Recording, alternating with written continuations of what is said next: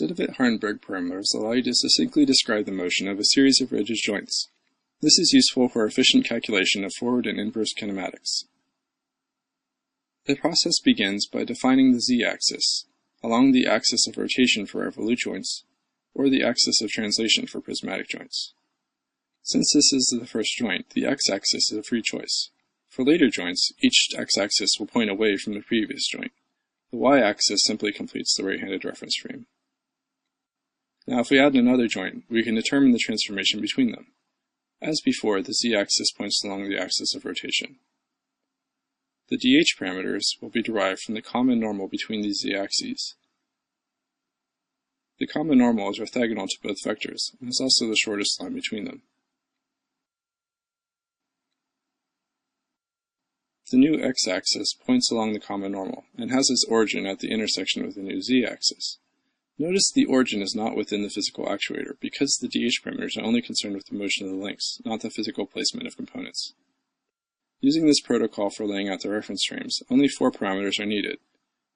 The first of these, d, is the depth along the previous joint's z-axis, from the origin to the common normal.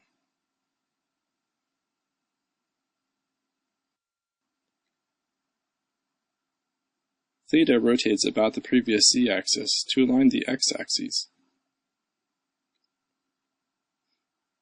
R is the length of the common normal itself. Most texts call this parameter A, which is unfortunately easy to confuse with alpha. Instead, calling it R is a useful mnemonic, as this is also the radius of revolution for the new origin about the previous z.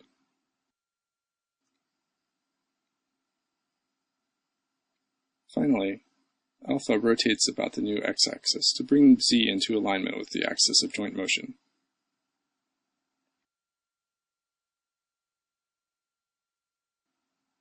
Now there's one special case, when the z-axes are parallel. Because parallel lines have an infinite number of common normals, you can choose any d value you like in order to place the new origin at a convenient location, such as the center of a link or the tip of an end effector. The other parameters are the same as before. Theta rotates about z to align the x-axis with the normal, and r translates out along the normal to reach the new origin.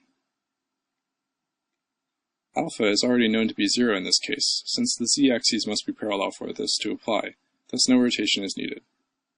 Congratulations, that's all there is to it.